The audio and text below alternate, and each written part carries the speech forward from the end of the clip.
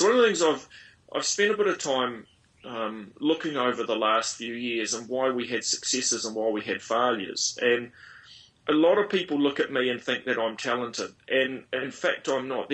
I've got a couple of skills. I'm a good leader of people, and I'm good on ideas, and I'm unafraid of failure.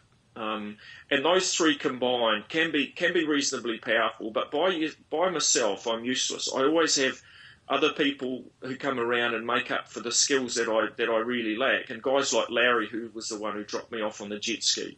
I can flourish in an organisation like Sea Shepherd where I've got others who make up for my lack of skills. But one of the keys is being unafraid of failure. I don't mind if I fail. And going to Antarctica, in many respects I failed. I went down there with my boat and I never came back with it.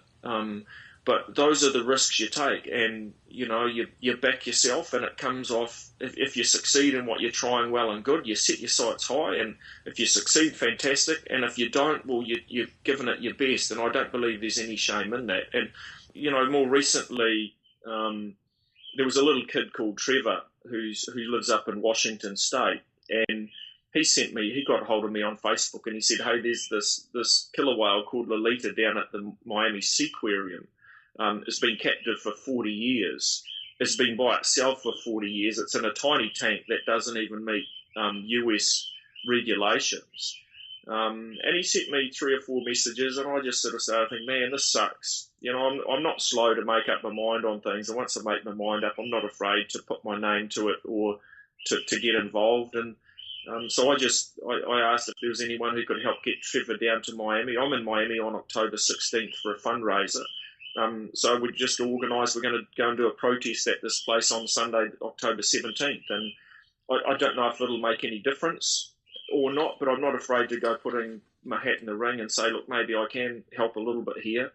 And, I just think it's wrong. We shouldn't be locking these animals up for 40 years. We shouldn't be locking them up for 6 months. And if I can help in something like that, I'm going to. Same thing for these dolphins.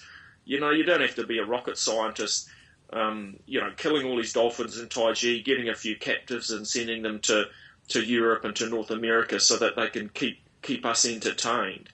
There's a lot of grey area and interlapping areas between conservation and animal rights at the moment. And I'd say I started off as a conservationist, and I'd say the animal rights is sort of coming in more recently. And I get impacted by my crew. I've had many people on my crew who are probably animal rights people before they're conservationists, and sometimes all it takes is someone to point something out to you, and you look at it and say, man, that does suck. A whale stuck in captivity for 40 years, maybe we can do something about that.